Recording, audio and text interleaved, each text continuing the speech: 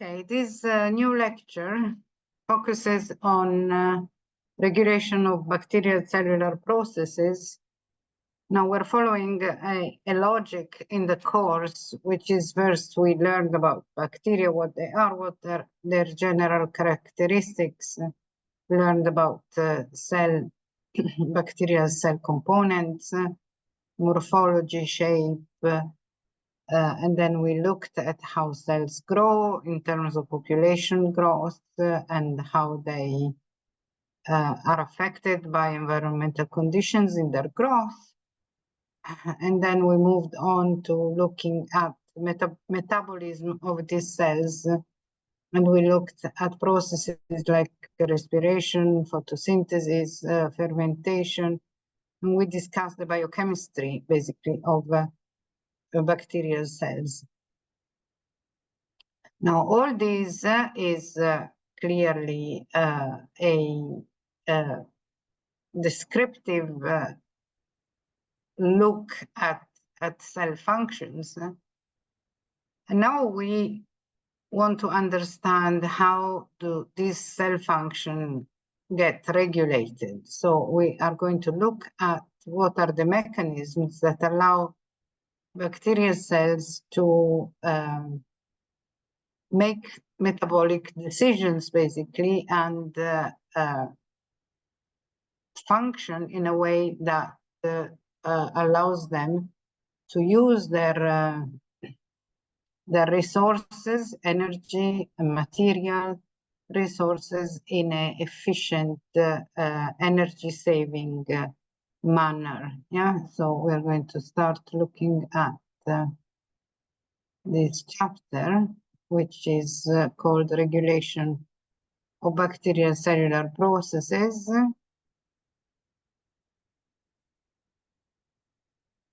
And why do cells need to regulate their processes? They need to regulate them because all cells have an important feature in their existence, which is they need to save energy. Basically, they don't want to spend energy and spend materials, components, monomers, chemicals to build and carry out functions that are not necessary. And the regulation of bacterial cellular functions can happen at different level in the cell. Most of the time, it focuses on synthesis of proteins, like synthesis of enzymes for particular metabolic actions, synthesis of proteins for movement, synthesis of proteins for response to signals. And so we can look at this by looking at the process that allows for proteins to be synthesized. Yeah, proteins are molecules made of amino acids. The amino acids in the molecule are present in a specific sequence. Yeah.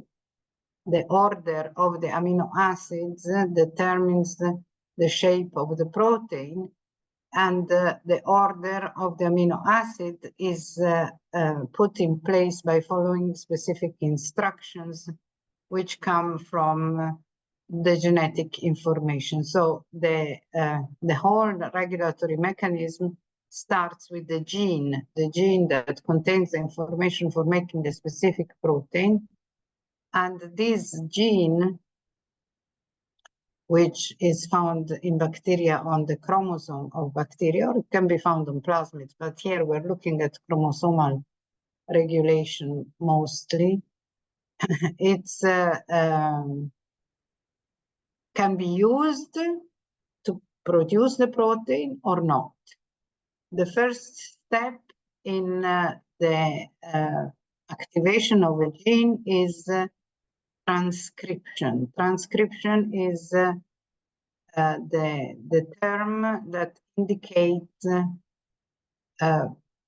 locating a gene and copying the instructions that are found in the gene in the sequence of DNA into a RNA molecule, a messenger RNA molecule, which contains instruction.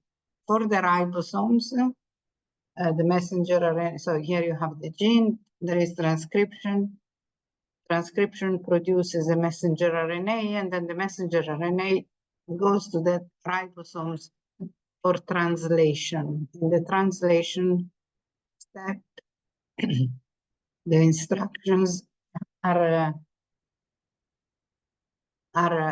read and interpreted by the ribosomes by looking at the nucleotides on the messenger RNA in groups of 3 nucleotides. These are called codons, yeah, which are specific for specific amino acids, so that this chain, ordered chain of amino acid can be built, yeah. So first step is transcription, gene, messenger RNA. Second step is translation, messenger RNA, protein. Once the protein is produced by the ribosomes in the cell,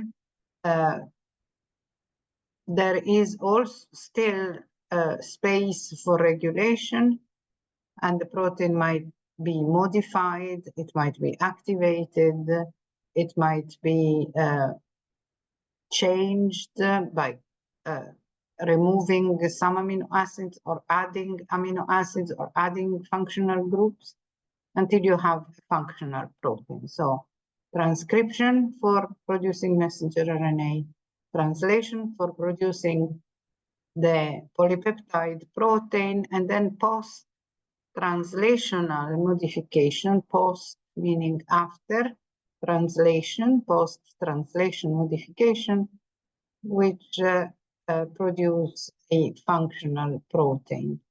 At all of these levels, the cell can control what happens, and it can decide not to start the transcription, in which case, obviously, you will not have the protein, or to do the transcription but regulate the translation, you still will not have the protein, or do the transcription, do the translation, but wait to activate the protein through post-translational modifications. Now, which level of regulation is chosen by the cell depends on several factors, including how fast does the cell need to have the protein ready in case of, you know, a situation in which that protein must work quite quickly. Yeah, if the cell needs proteins to be ready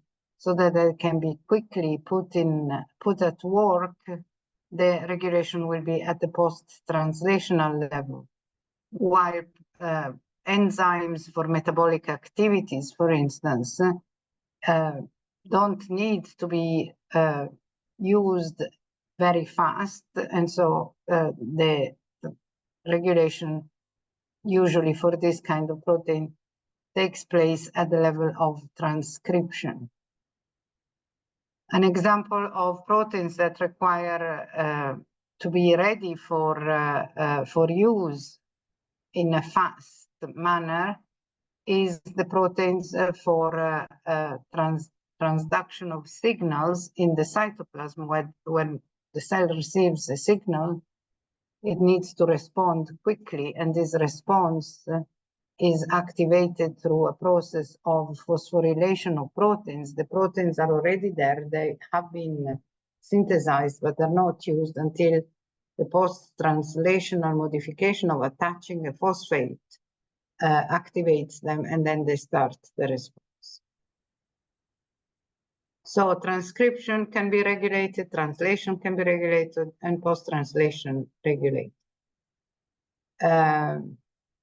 Now, with transcription, most of the time the regulation depends on molecules. Sometimes these molecules are proteins. Sometimes these molecules are proteins that are activated by other smaller molecules that are called transcription factors. These transcription factors or transcription regulatory protein have the ability to bind to the DNA, and when they bind to the DNA, they make changes to the structure of the DNA in a way that makes DNA more accessible for polymerases to start copying the instruction and producing the messenger RNA, or less accessible to the polymerase. Yeah. With the translation, there are modifications on the messenger RNA. You can have small RNAs that bind to the RNA, the messenger RNA, and not allow it to attach to the ribosomes, for instance. You can have metabolites binding to the RNA, again, to control whether translation starts or not.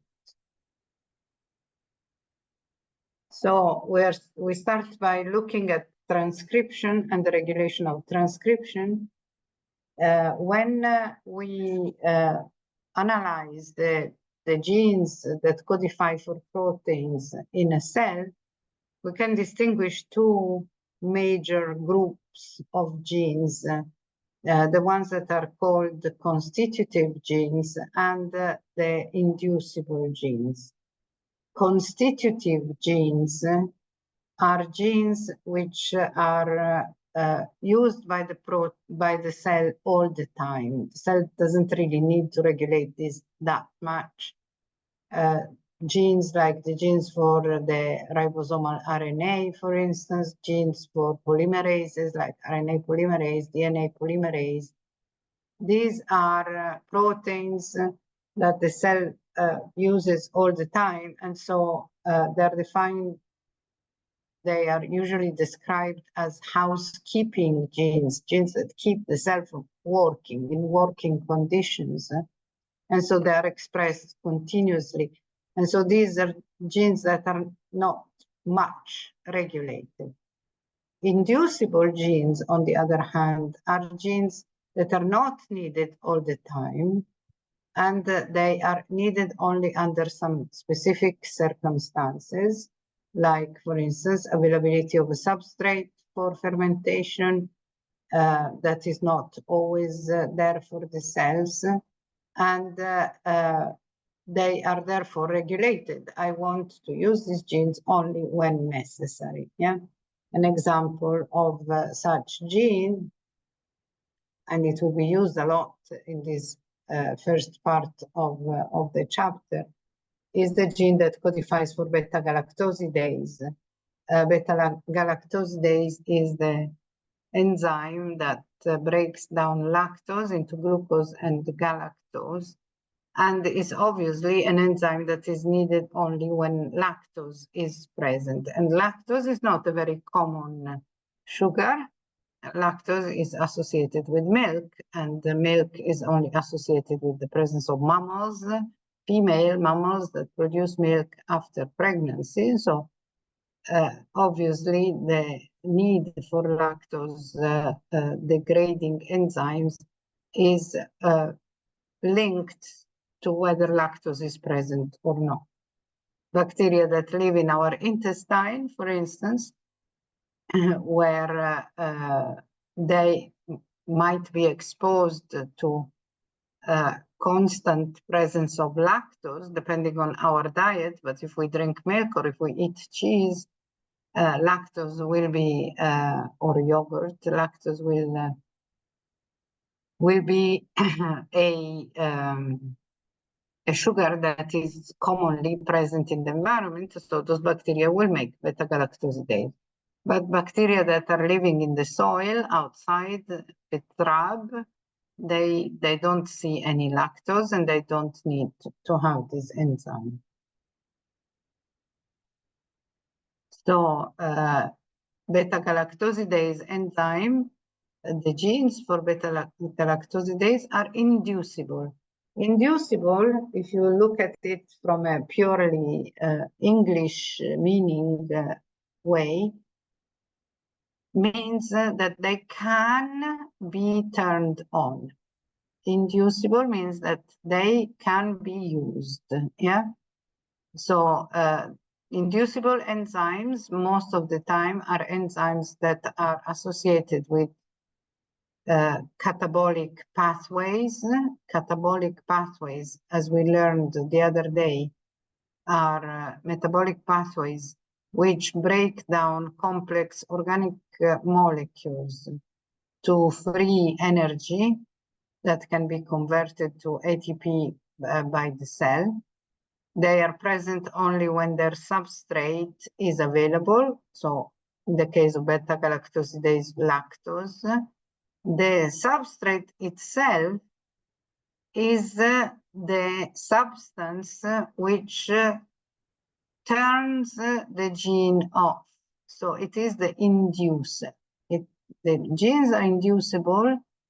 The substance that activates the gene, yeah, is the inducer, the effector molecule. Yeah, as I said, beta-galactosidase is the enzyme that allows for the breaking down of lactose into galactose and glucose. And here you have the drawing. Here is the bacterial cell. Lactose enters through lactose permease. You remember we talked about transport in bacterial cells using protons. So this will be a symporter. You remember symporters?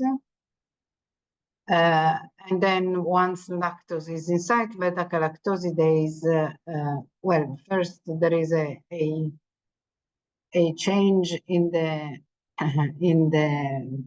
conformation of lactose to allolactose. And if you look, this change is basically a modification of the glycosidic link here. You see how the oxygen is bound between the two lactoses, changes its conformation.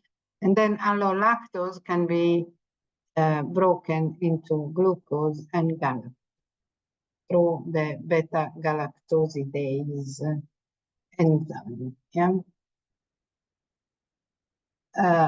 So catabolism and the catabolic enzymes, so enzymes that participate in catabolic pathways in breaking down and energy producing pathways, are most of the time inducible.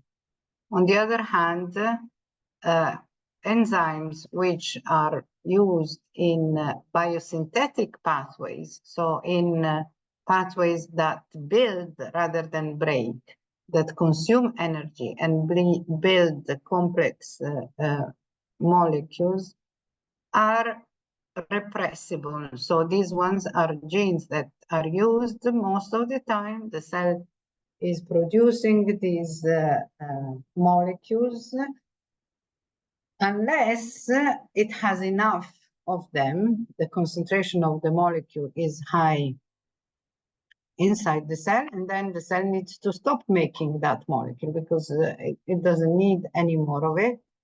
And so it can stop the transcription, and so it can repress. Repressible genes are genes that can be stopped. Yeah. So for genes of biosynthetic pathway, if we want to make a generalization, we can say that these genes are present most of the time, unless there is a excess, unless there is a high concentration of the end product of the pathway, in which case we don't need to make any more, and so on. We want to stop. Okay. So we understand the concept of induction and repression. Induction, I use something that was not used before. Repression, I stopped using something that was used before. We said before that the availability of the instructions to make the messenger RNA depends on binding of regulatory proteins that bind to the DNA. These are called transcription factors, and they can recognize specific DNA sequences that are regulatory sequences, and by attaching to the DNA, they can either make the DNA more available for transcription or less available for transcription. So they either stop transcription, inhibit transcription, in which case we say that this type of control is a negative control, negative stops, or they can promote transcription, in which case it's positive control. So they make transcription easier and faster. Okay, so we understand that these basic concepts, something can be induced or can be repressed. You do that by binding proteins to the DNA. And now let's start looking in a bit more detail. What are the differences between negative and positive transcriptional control? With negative transcriptional control, the binding of the regulatory protein at the DNA regulatory site inhibits initiation of transcription. So when the transcription factor, the protein, comes and attaches itself to the DNA, the RNA polymerase cannot copy DNA to make messenger RNA. Messenger RNA expression is reduced or blocked completely.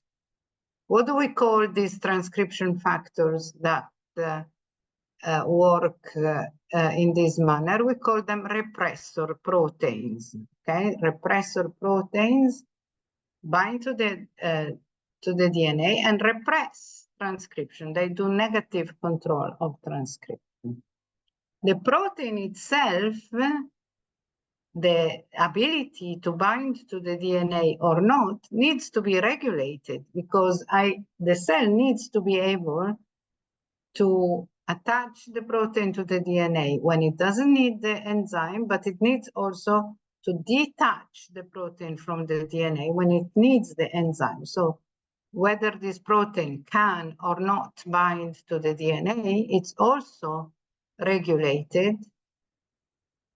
And this regulation is a post-translational regulation of the protein, which turns the protein in either active or inactive form. When the protein is in an active form, it binds to the DNA, blocks transcription. When it is inactive, it doesn't bind to the DNA. The instructions are available for RNA polymerase, and messenger RNA is produced. What is it that activates or inactivates the repressor protein? It's other molecules that are called inducers or co-repressors, which change the activity of the protein.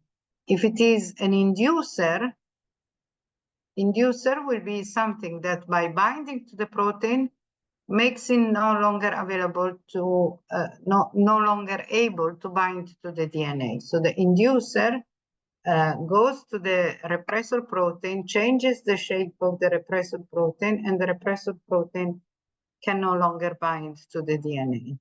Co-repressors, on the other hand, are molecules that when they attach to the repressor protein, make it more capable of binding to the DNA and so stop transcription.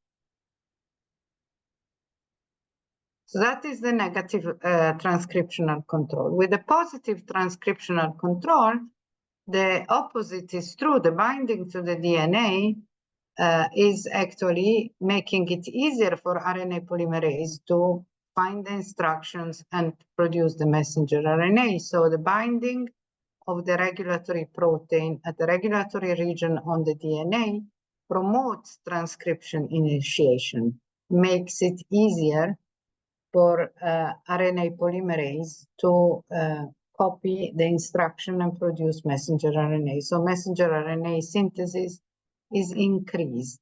Yeah, this is not repression. This is activation. Yeah, and the protein that binds to the DNA is called an activator.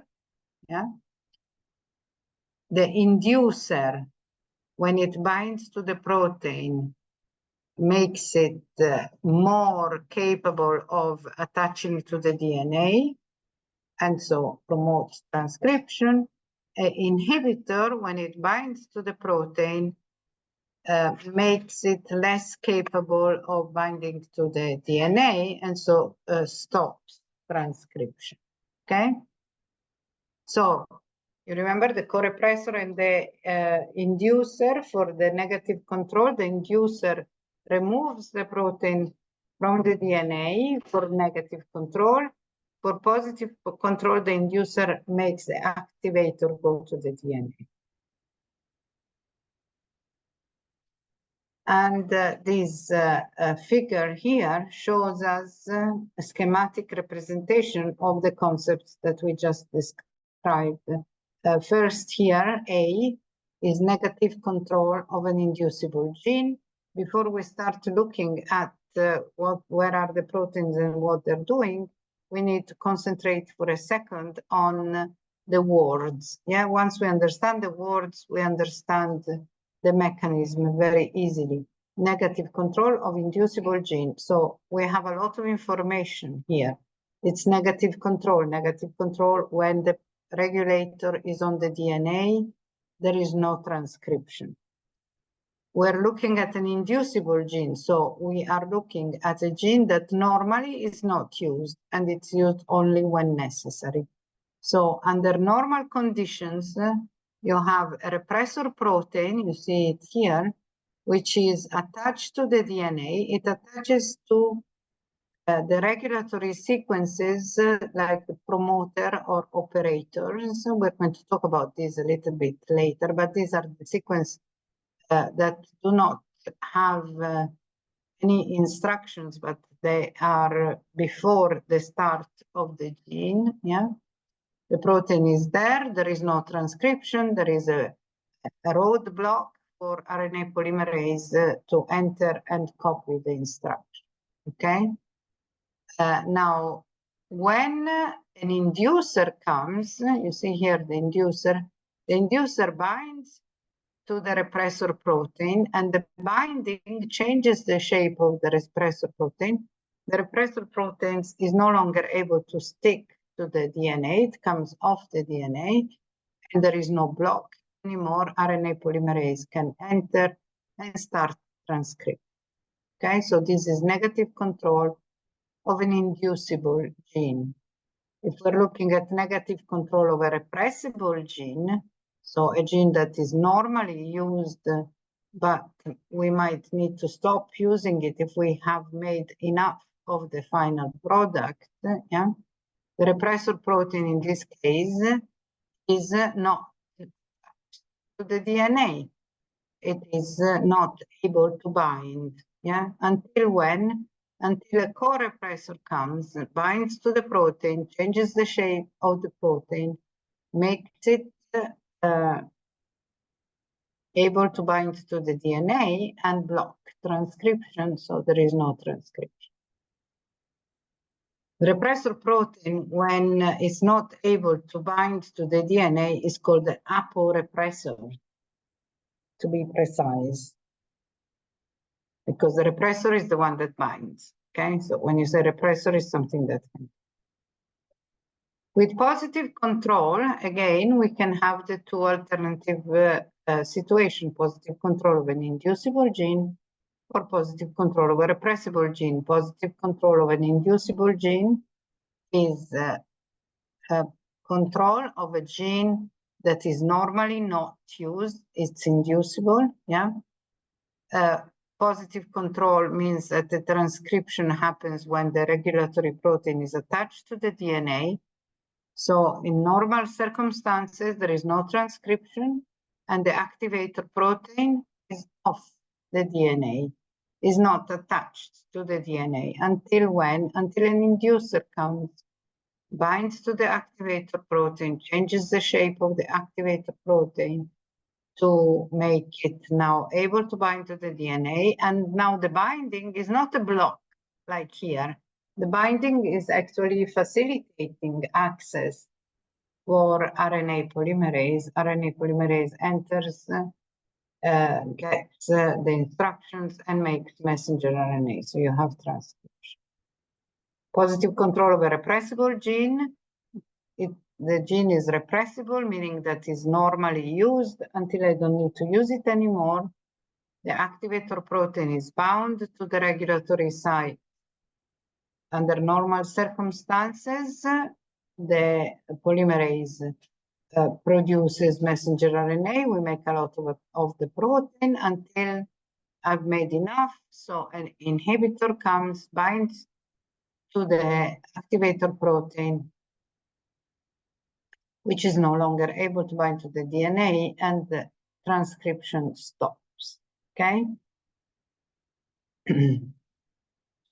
So it's very logical as a system, and as long as you think in terms of is it negative or positive control? So you know, if it's negative, attachment to the DNA stops. If it's positive, attachment to the DNA allows. And if you know, if you are dealing with the inducible or repressible gene, inducible means it's not used normally unless I need it. Repressible meaning that is used normally unless I don't need it anymore. You can figure it out by just using the basic logical process. Yeah.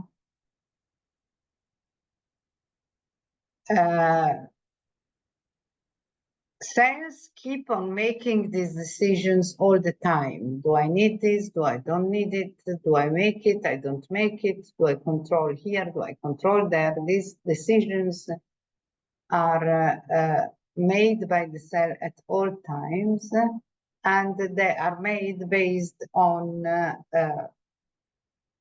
availability of molecules, basically. And so you can look at regulatory decisions in cells by thinking again in a logical way.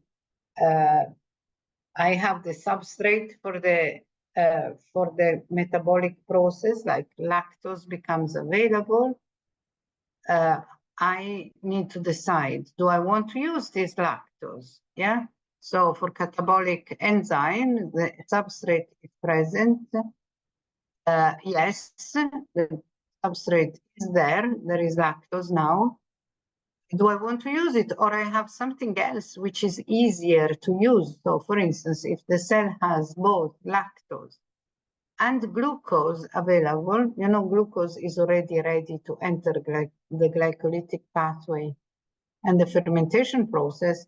Why do I need to bother breaking down lactose and changing galactose to glucose when I already have glucose? So if I have an energy source present which is better than the new substrate that is arrived, the cell also does not synthesize the enzyme, and it keeps the gene turned off.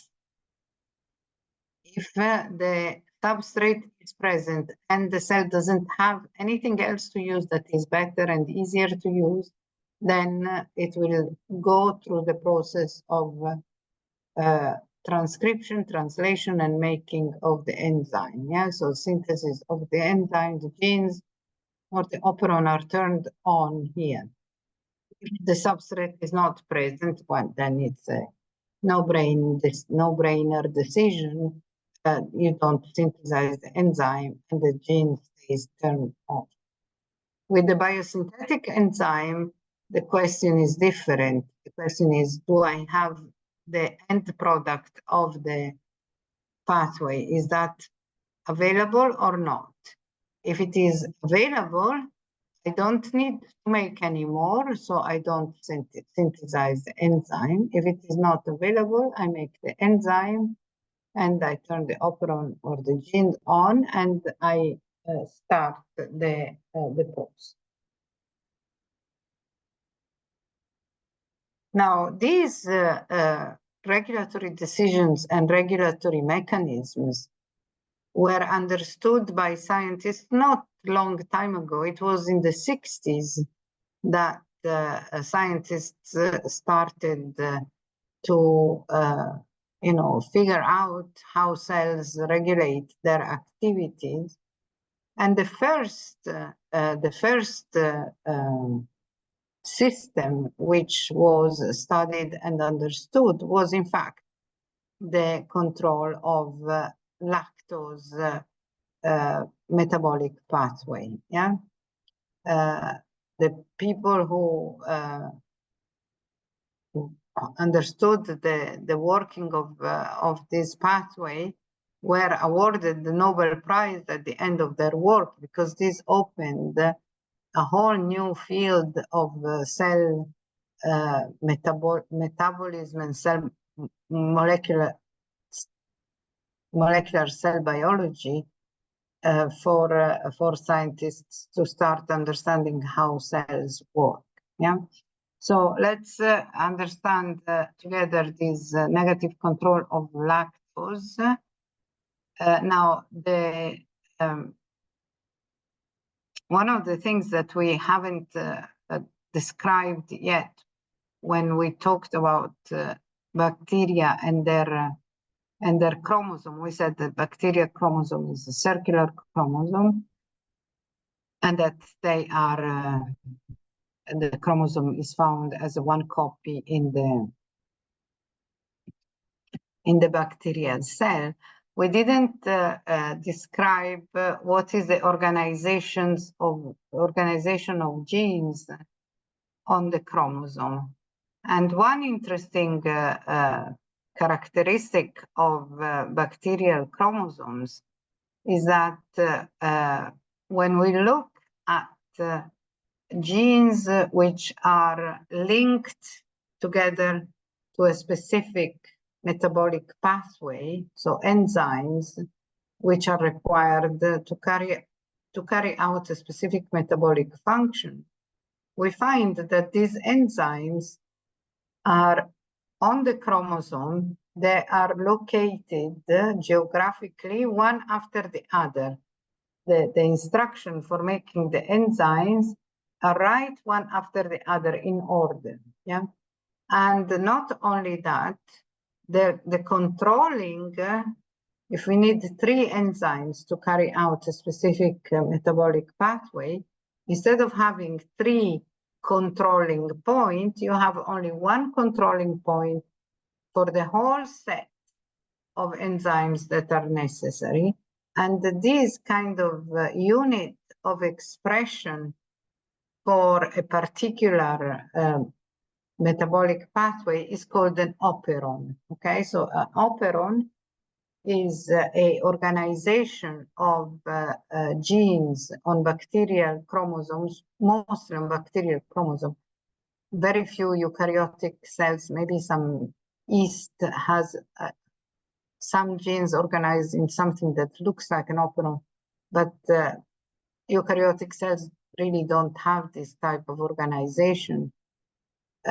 In bacteria, you have all the genes one after the other under the control of a singular controlling element. This is called the operator, yeah?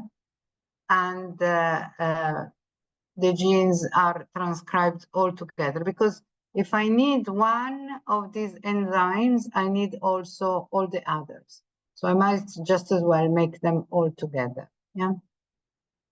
So this is the operon. When you hear operon in regards to bacterial genes, you know that you are discussing an organization of the genetic information that holds instructions for enzymes that are needed for a specific activity all together. Now, specifically for lactose, for the processing of lactose, it is 3 enzymes that are required. You need an enzyme that makes the cell more permeable to lactose, okay? So the permease, which we saw a few slides back, you remember here, there is this lactose permease. Normally, when lactose is not there, it is there on the membrane, but in small numbers. When there is lactose, you need to increase the number of permeases on the membrane so that a lot of lactose can be brought inside the cell. So you have a permease, you have the beta-galactosidase that breaks the lactose into glucose and galactose. And then you have the third enzyme, which is galactoside transacetylase, that changes the galactose into glucose. So you had now you had a disaccharide, which was made of 1 glucose and 1 galactose. At the end, you have broken the disaccharide, you made 2 monosaccharides, and you turn the second monosaccharide into glucose, so you have 2 glucoses that can go into glycolysis. So the rest is glycolysis, and glycolysis, like we learned the other day when we looked at the process in the metabolism chapter, glycolysis is carried out by enzymes that are always present in the cell, because glycolysis needs to be carried out all the time. So the 3 enzymes, 3 proteins, sorry, because only 2 are enzymes, the permease is not an enzyme. The 3 proteins which are specifically required for the lactose processing are beta-galactosidase, lactose permease, and galactoside transacetylase. And these ones you can see here, this is on the chromosome, you have the operon. The operon, the lac operon, is the operator, promoter, operator, and the 3 genes one after the other. Yeah. The gene that codifies, that has the instructions for making the transcription factor, the regulatory proteins that controls the operon, is also here before the operator, and this is the regulatory protein. It's called LAC-I, okay? So we have LAC-I for making the regulatory protein, which is a repressor. This is negative control, so it's a repressor. The lactose operon is inducible, so this is a repressor that is all the time bound to the DNA, yeah? This is the gene for the repressor. Here are the regulatory sequences. Then you have LAC-Z, LAC-Y, and LAC-A, which are the 3 enzymes, the 3 proteins, the genes, the 3 genes for the proteins that are needed for the processing of lactose, yeah? So the LAC repressor is the LAC-I. It is the one that, when binds to the operator, blocks transcription. LAC-I, different conformation, different shape. One shape allows it to bind to the DNA, preventing RNA polymerase from accessing the promoter. Yeah. Now, when lactose arrives, when lactose is present and it enters the cell, as I told you before, lactose gets changed into allolactose. And allolactose is the inducer that binds to the repressor. Yeah? Normally, here you have the situation, LAC-I makes the LAC repressor. The LAC repressor goes and binds to the operator. There is no messenger RNA for LAC-Z, LAC-Y, and LAC-A. if allolactose is present in the cell, allolactose binds to the repressor. The repressor with allolactose attached to it is no longer able to bind to the DNA. RNA polymerase comes, there is transcription, and you make a long messenger RNA. This is called polycistronic messenger RNA, which has the instruction for the 3 genes right one after the other. Yeah, it's just one big long messenger RNA that goes to the ribosome, and then the 3 proteins are produced, and lactose metabolism takes place. Now, this is the simple picture of what's happening. This is assuming that lactose is the best available source of energy for the cell. However, we said we might be in a situation whereby lactose is there, but there is something better like glucose already present in the cell, which the cell can use without having to make any new enzymes or anything. And this regulation of whether the lactose operon should be activated or not, regardless of whether lactose is there or not, is by a protein which is called the catabolite activator protein, the CAP protein, that regulates in response to a presence or absence of glucose.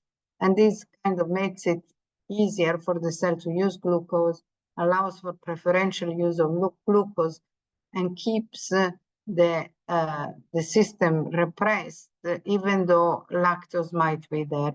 And here there are a couple of links to YouTube animation that shows how this higher level of regulation is taking place. This CAP protein is itself regulated by the concentration of ATP in the cell. Now, if the cell has a lot of ATP, it means that something else is being used, which is easier to process for energy. And so if there is a lot of ATP in the cell, the CAP protein stops lactose usage. However, if the concentration of ATP decreases, and this means there is an increasing concentration of AMP, adenosine monophosphate, ATP, adenosine triphosphate. The phosphate attached to the adenosine is what is used for energy. If I use a lot of ATP, I don't have 3 phosphates attached, I only have 1. So if the concentration of AMP goes up, then we know that we are running out of energy. We might as well just now start using lactose. And so the lactose door is open. This is lac operon, yeah? Inducible gene, negative control. We also have repressible genes. Repressible genes are genes that are normally used and that the cell might not want to use anymore if the end product of the metabolic pathway, the anabolic pathway, is present in the cell. And the example that this book uses for showing the regulation of such operon, again, it's an operon, is by looking at the tryptophan operon. Tryptophan is an amino acid. Some cells can make tryptophan from scratch, yeah, the amino acid that is used for making proteins. The enzymes which are required for the synthesis of tryptophan are 5, A, B, C, D, and E. Yeah, you see them again placed one next to each other in the operon. You have the operator here, yeah. The cell needs to make tryptophan to have enough amino acids for producing protein. So the cell keeps on producing tryptophan until there is a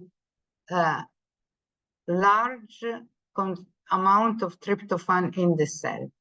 When there is a excess tryptophan in the cell, the tryptophan itself binds to the repressor. So in this case, the tryptophan is the co-repressor that when it binds to the repressor, facilitates the repressor binding to the DNA and blocks transcription. So again, we are looking at negative control. With tryptophan, we have negative control of a repressible gene. With lactose, we have negative control of an inducible gene. Okay? Then we have another possible situation where a protein, a regulatory protein, can have both positive or negative effect on transcription. Yeah. So in this case, we have a protein that binds to the DNA, but in some cases, the binding is blocking transcription. In other cases, the binding is activating transcription. And this is with the arabinose operon, yeah? Arabinose is another sugar that can be used by bacterial cells for fermentation and energy. Again, we find the same organization with an operon. We have three genes that are needed for the processing of arabinose, ARA-A, ARA-B, and ARA-D. Yeah? Here you have the binding domain, the DNA binding domain. Now this protein, ARA-C, is a protein which binds to the, here is the operator, yeah? Binding of the protein to the operator is blocking transcription by binding to two different sides of the operator and kind of pulling the DNA, which is a little bit farther away next to the operator and forming a loop that doesn't allow RNA polymerase to have access. Yeah. When arabinose is not there, the loop is broken. Arabinose binds to the RSC protein. The loop is broken, and the transcription takes place. Yeah. And so, in the presence of arabinose, you have the transcription. Arabinose is the inducer. Yeah. The protein stays on the DNA, whether so it's not like a proper negative or positive control. The protein is on the DNA in both cases, but it's the way that it modifies the DNA that makes it having a positive or negative effect on the transcription. Okay, so we have transcriptional regulation. Transcriptional regulation is with inducible or repressible genes. So genes that can be turned on or genes that can be turned off. Inducible are genes that can be activated. Repressible are genes that can be stopped. Regulation is done through proteins which bind to the DNA. These are called transcription factors, regulatory proteins, and they bind to the DNA in a way that either allows for transcription or blocks transcription. If it is allowing for transcription, is a positive control. If it blocks transcription, is negative control. The proteins themselves are activated or inhibited by the presence of inhibitors, inducers, and activators. Okay. We have looked at specific operons like the lactose operon, the tryptophan operon, and the arabinose operon, and we understood the logic in the regulation of these, each one on their own. Sometimes the cell needs to control many genes, operons, and pathways at the same time. Yeah. And this is something that happens in bacteria quite often because the environmental conditions might change very quickly. Yeah. And when we look at these combinations of operons, genes, and pathways, which are regulated together, we call these grouped together a regulon. Okay, so regulons are genes or operons that are controlled by a common regulatory protein. This global regulatory system use signaling, and they use two-component signal transduction system, phosphorylase systems, alternative sigma factors, and second messengers. So they use more than one molecule in their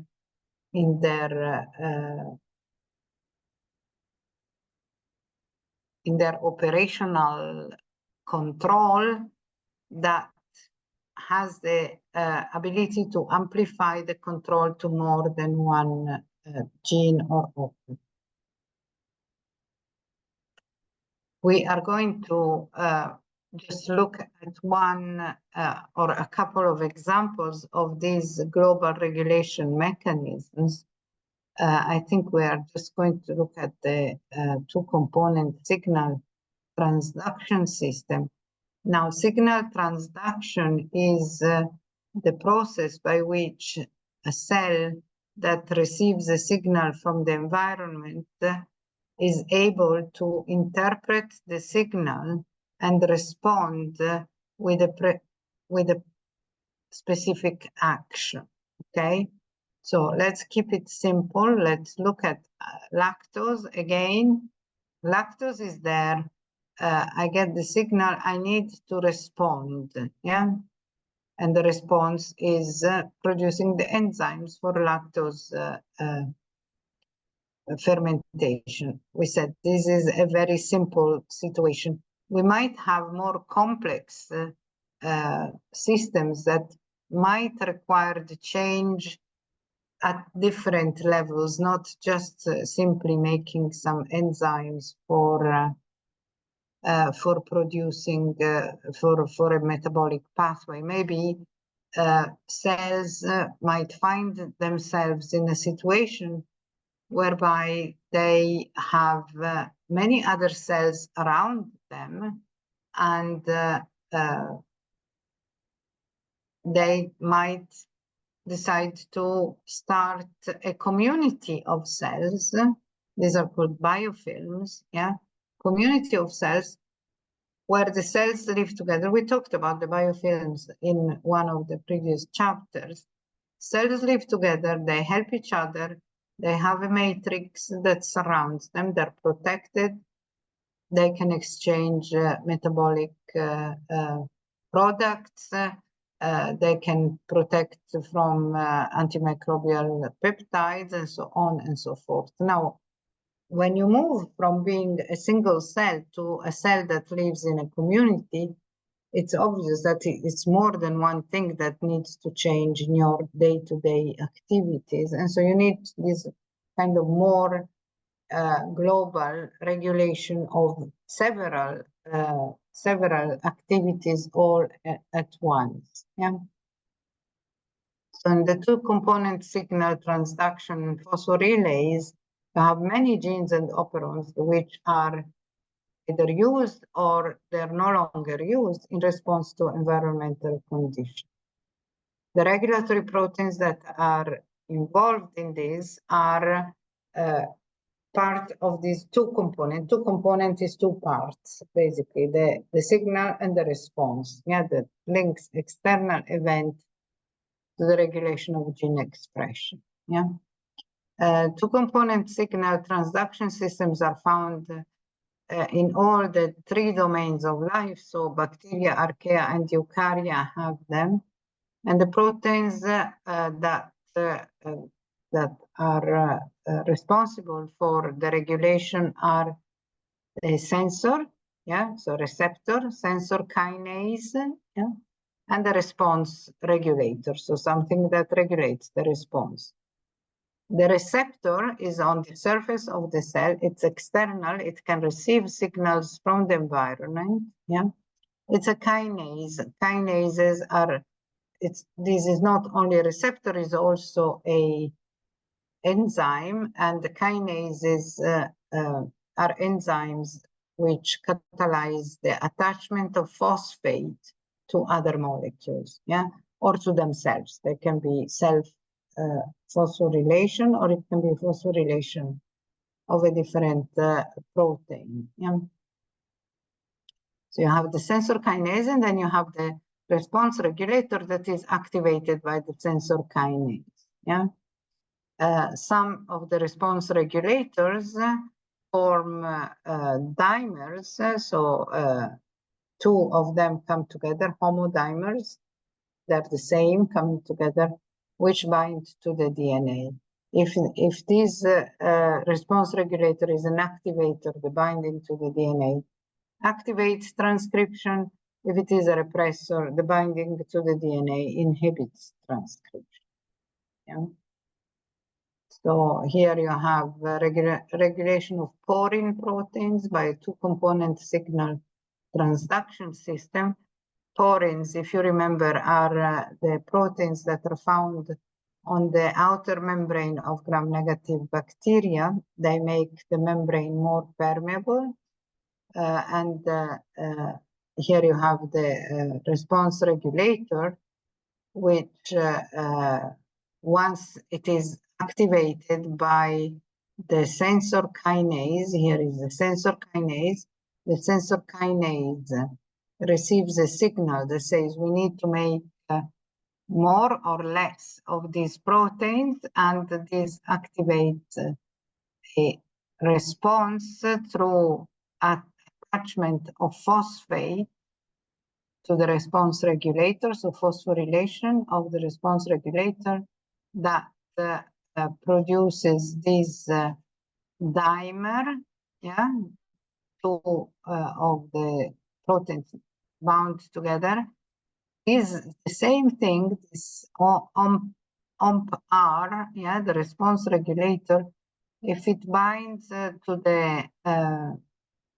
the promoter for OMP-C, here is this outer membrane, it activates it. If it binds it to OMP-F, it blocks it. So the sensor kinase is called MZ. Autophosphorylates under conditions of high osmolarity. So when there is a lot of water entering the cell, high osmolarity, the proteins autophosphorylates. It activates OMP-R, which is the response regulator.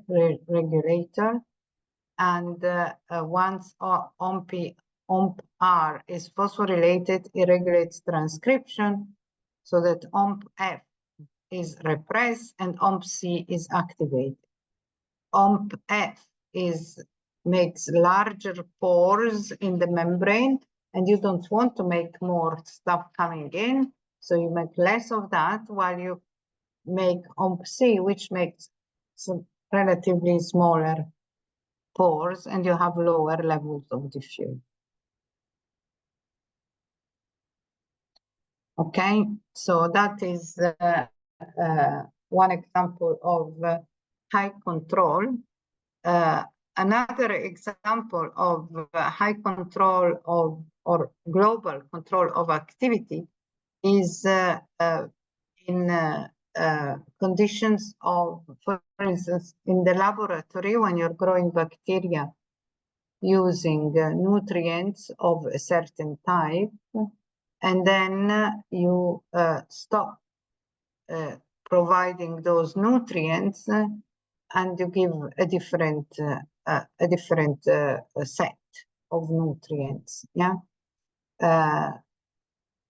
Again, glucose and lactose. I have my cells growing in the laboratory. You remember the growth curve, lag phase, logarithmic phase, and then you have the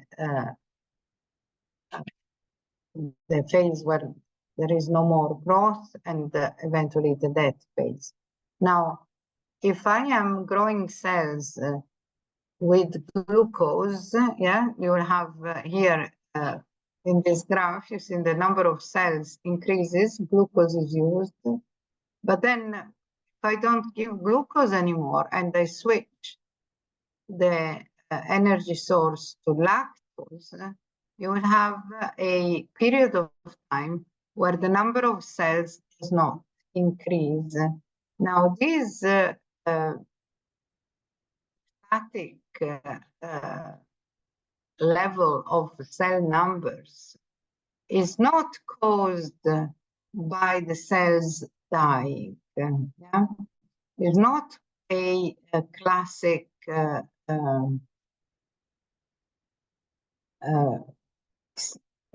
phase in which the cells are no longer dividing and they're no longer able to sustain themselves and they start dying. Here, this is a second lag phase where the cells now are not dividing, but they're not dividing because they're making the enzymes for lactose fermentation. And at the end of this short period of adaptation to the new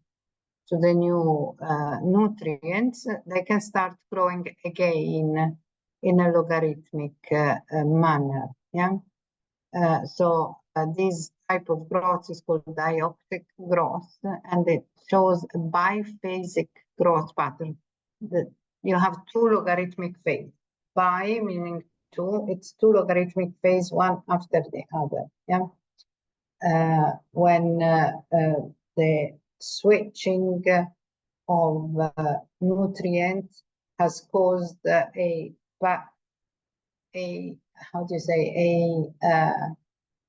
temporary suspension of growth, which is just so that the cells can get ready to use something else as a source of energy. Yeah.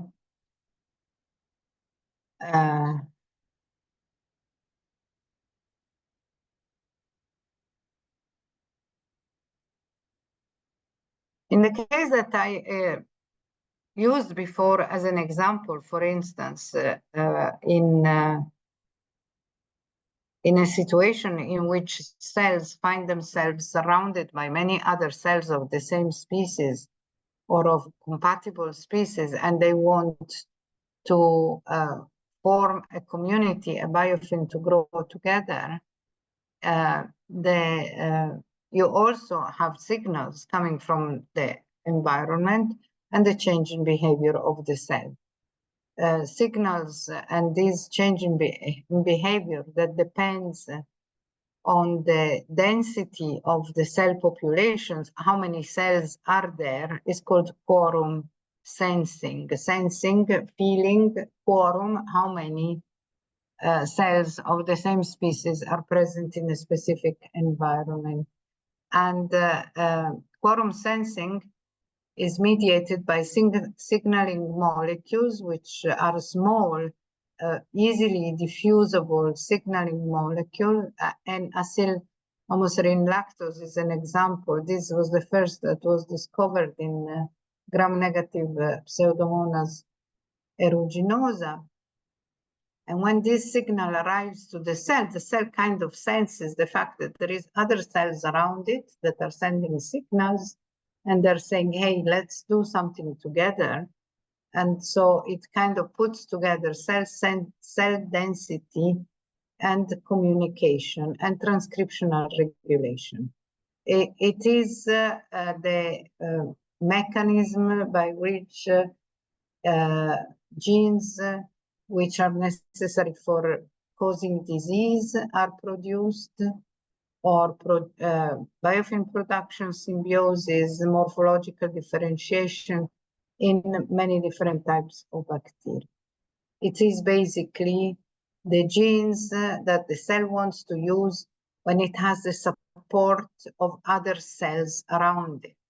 When there is no support of other cells around it, the cell doesn't want to use these genes. It's either showing itself to the immune system, which is not a very good idea, or it is trying to make a community without any members of the community being present.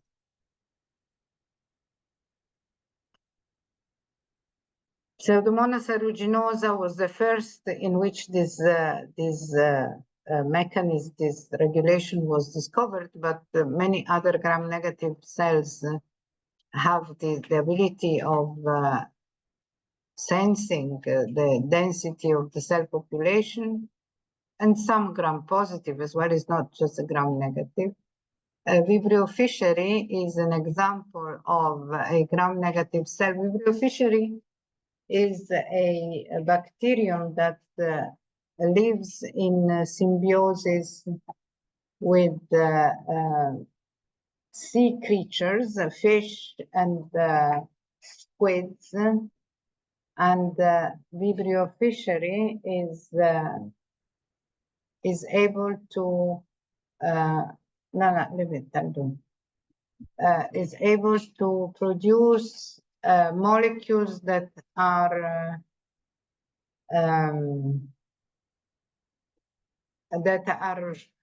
emitting light. Okay, they are bioluminescent molecules, and when Vibrio fischeri is together with the fish, say it's with the fish deep in the sea there is no light. If there is enough of this bacteria in a specific organ, the fish has made a specific organ for this bacteria to start growing, and there is enough of them, they start producing these light-emitting molecule, which illuminates, makes light around the fish, so the fish can see where it's going.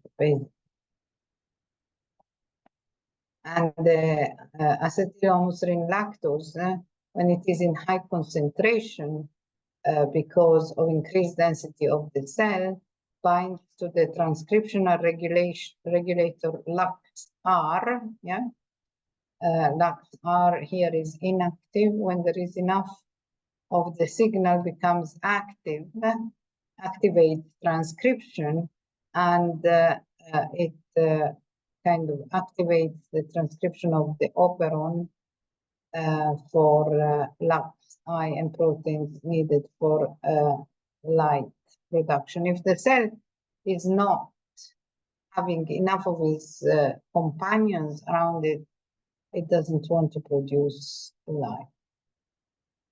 Vibrio harvey also has the same mechanism, 3 autoinducers, again bioluminescence, and again making light for you know, helping the sea creatures. Yeah, and finally, wow, we finished this chapter. Finally, sporulation, the production of endospores. Production of endospore is also something that needs to be regulated. And as we described it, production of endospores is a complex, time-consuming, energy-consuming process. and again, global regulatory system, which work because of phosphorylase, so phosphorylation of protein post-transcriptional modification, post-translational modification of protein is used by the cell to make the cell start this complex process, which is changing the cell into an endosome. Okay, so wow, we finished another chapter, and I think this is more than enough for today. I sent a message on the GITC. There is going to be a quiz on Saturday. The quiz is going to stay open for several hours, but as soon as you open the quiz, then the quiz will be open for you only for 20 minutes. After that, you can't enter the quiz anymore. You have one attempt, and the quiz is going to cover the bacterial and the archaeal cell structure. But today is Tuesday, and we will have another lecture on Thursday. So I will send the link for this, and then we'll have another lecture on Thursday. Goodbye.